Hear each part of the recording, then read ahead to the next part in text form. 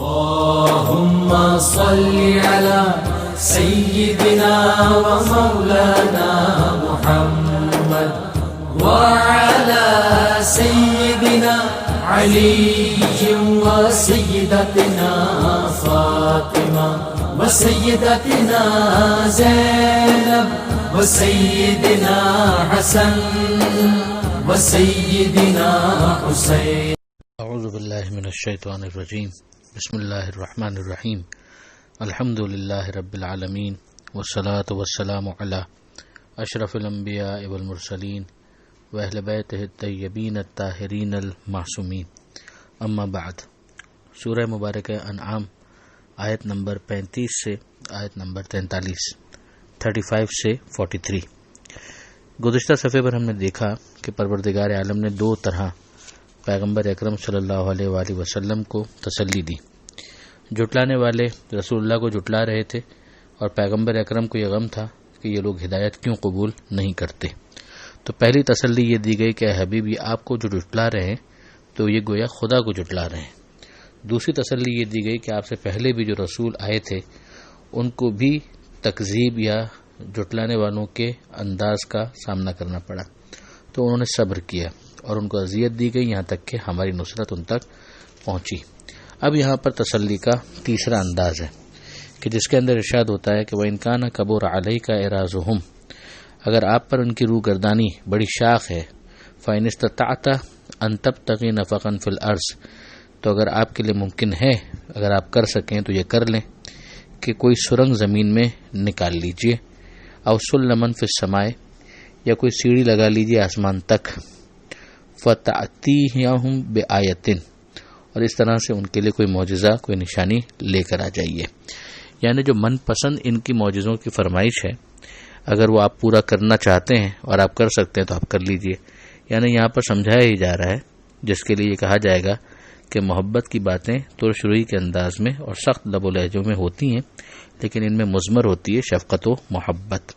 یہ دوسرے موقع پر بھی ہم دیکھتے ہیں کہ سورہ کہف میں پروردگار عالم نے یہ کہا کہ لعلک باخع نفسک علی آثارہم ان لم یؤمنوا بہذا الحدیث اسفا، کہ آپ اپنی جان دے دیں گے اس رنج میں کہ یہ لوگ اس قرآن پر ایمان کیوں نہیں لاتے.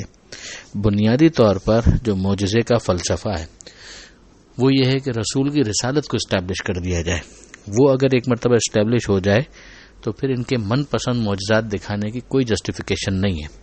اور یہ جسٹیفیکیشن اس لیے بھی نہیں ہے کہ اب یہ معجزات کا جو مسلسل مطالبہ ہو رہا ہے وہ صرف اور صرف کھیل تماشے کے لیے ہو رہا ہے، ورنہ جس کو اگر ماننا ہوتا تو اس کے لیے ایک معجزہ بہت ہونا چاہیے تھا. چہ جائے کہ کئی معجزات اس کے سامنے پیش کر دیے گئے مگر پھر بھی وہ قبول نہیں کرنا چاہتا، تو یہ اس کے خبث باطن کی دلیل ہے. زبردستی ان سب کو مسلمان بنانا یہ مقصود نہیں ہے. جو یہاں پر آگے کہا گیا کہ لو شاء اللہ لجمعہم علی الہدی، کہ اگر اللہ چاہتا تو ان سب کو ہدایت پر جمع کر دیتا، یعنی زبردستی، مگر وہ مقصود نہیں ہے. فلا تکونن من الجاہلین، تو ہرگز آپ وہ انداز اختیار نہ کریں جو بے خبر افراد کا انداز ہوتا ہے. یعنی آپ کو معلوم ہے کہ پروردگار عالم کی پالیسی کیا ہے.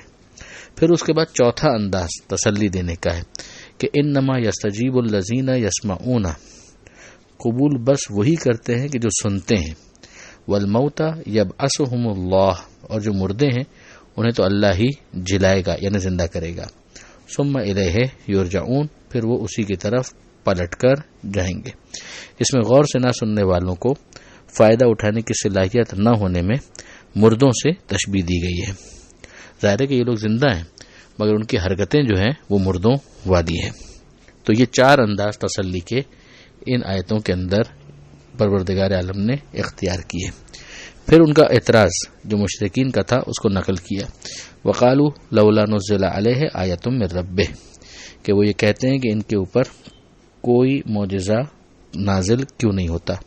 اب یہ ان کی طرف سے جس کو کہا جائے کہ ہٹ دھرمی ہے کہ وہاں اتنے معجزے پیش کیے جا چکے ہیں کہ جو ایمان لانے کے لیے کافی ہیں، مگر ان کی یہی رٹ ہے کہ یہ معجزہ کیوں نہیں دکھاتے. اسی کے پیچھے جواب بھی دیا گیا.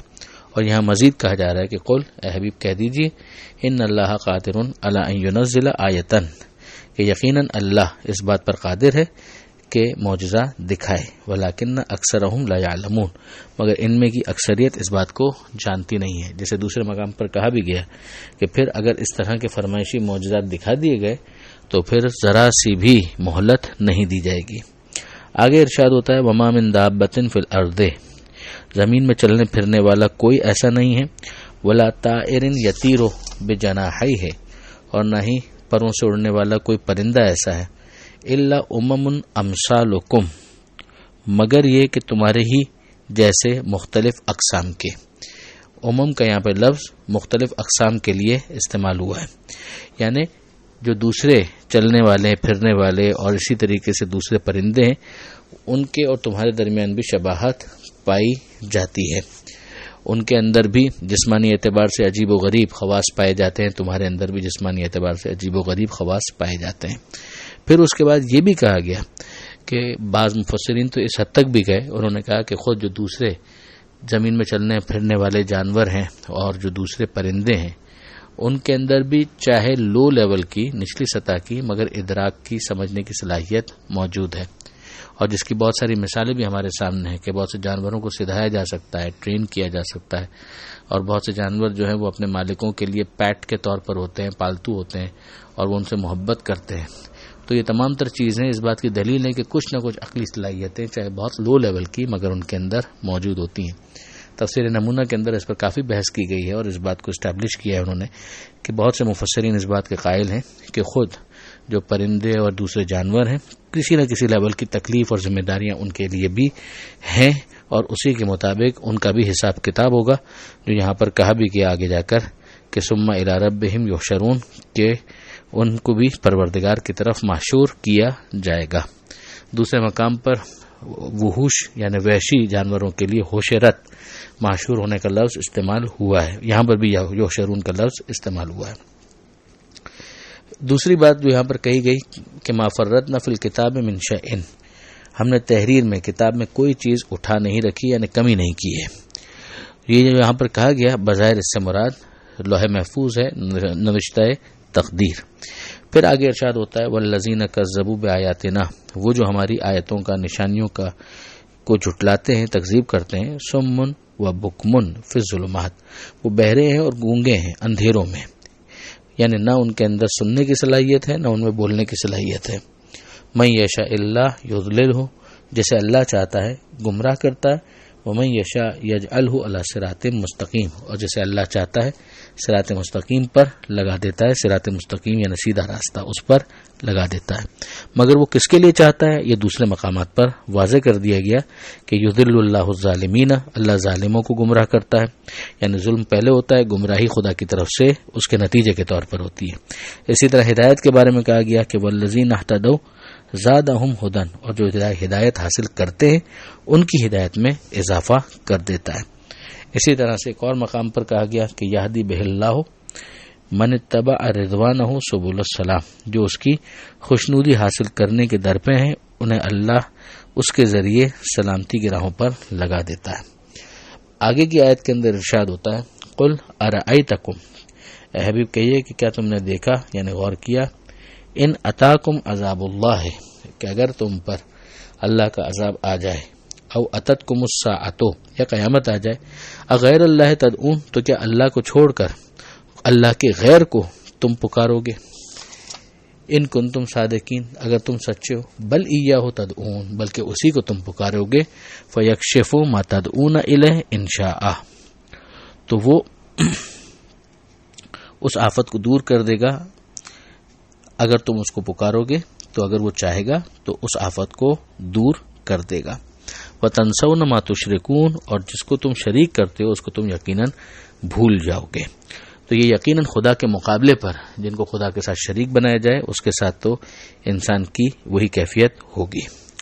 آگے ارشاد ہوتا ہے وَلَقَدْ أَرْسَلْنَا إِلَىٰ أُمَمٍ مِّن قَبْلِكَ، ہم نے آپ سے پہلے بہت سے قوموں کی طرف رسولوں کو بھیجا، فَأَخَذْنَاهُمْ بِالْبَأْسَاءِ وَالضَّرَّاءِ، تو ان کو طرح طرح کی تکلیفوں میں گرفتار کیا، لَعَلَّهُمْ يَتَضَرَّعُونَ، کہ شاید وہ تضرع و زاری کریں۔